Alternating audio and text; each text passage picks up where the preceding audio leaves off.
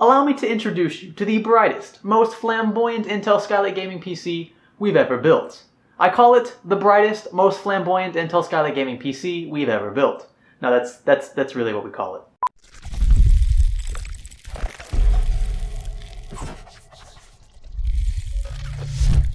This build isn't the most powerful, or even the most expensive, or even the most economical. But given the current RGB frenzy, it seems rather fitting.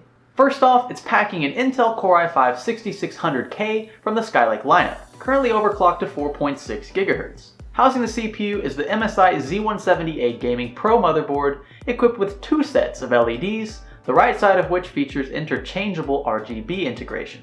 For our RAM, we've opted for two 4GB sticks of Avixir Blitz DDR4 clocked at 2800 MHz. Our graphics card is a 4GB EVGA GTX 960 4GB Super Clocked Edition with a factory overclock and plenty of horsepower for 1080p and even 1440p gaming. Beneath the goodies, in the basement, is an EVGA 500W 80+ bronze power supply, which provides plenty of power to our relatively power-efficient system. So I kind of skipped over something, let's jump backwards for a second. Cooling our CPU is the NZXT Kraken X31 in the 120mm design. This brings our temps at idle down to a very cool 24 degrees Celsius, and under a full load, temps never pass 50°C, even with a 4.6 GHz overclock.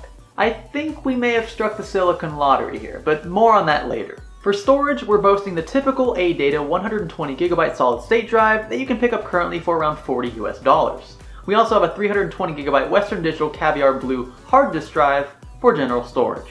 Keeping everything together is the NZXT S340, white in color, and providing plenty of window space up front to show off the massive RGB and RGB-less LEDs. 3 extra 140mm fans are equipped, all from Fantex. Clashing? Nah. And if you're wondering about the rainbow going on in there, we've also thrown in a Logisis, I have no idea, RGB LED strip, which can be adjusted with the included remote. It's my new personal favorite LED kit, and only set us back $20.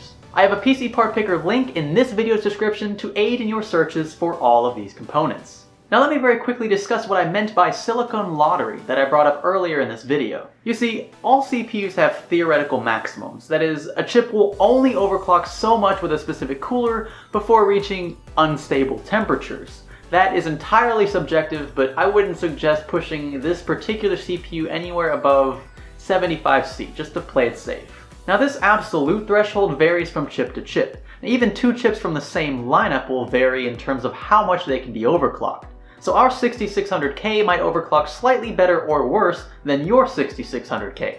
But what I've found is that ours in particular has a very low heat dissipation factor. At 4.6 GHz and a V-core of 1.3, we're still not even breaking 50°C while gaming or under full CPU load. A very good friend of mine also has the i5-6600K. However, he wasn't able to get his V-core below 1.35 volts at 4.6 GHz without his computer completely crashing on him. So who knows, maybe we got a bit lucky, maybe he got a little bit unlucky, but that's a silicon lottery for you. But anyways, let me know what you think about the specific PC behind me, and stay tuned for performance benchmarks, which will be coming very soon. Also, if you think that the RGB color scheme is a bit too ostentatious for you, let me know in the comments below. If you think it's just right, also let me know in the comments below. I read every comment practically, and I enjoy seeing your opinions, and I enjoy the discussions that I see in most of the videos. They're very nice and very refreshing. Be sure to like or dislike the video depending on your personal convictions, and hey, if you really liked it, click the subscribe button. This is Science Studio. Thanks for learning with us.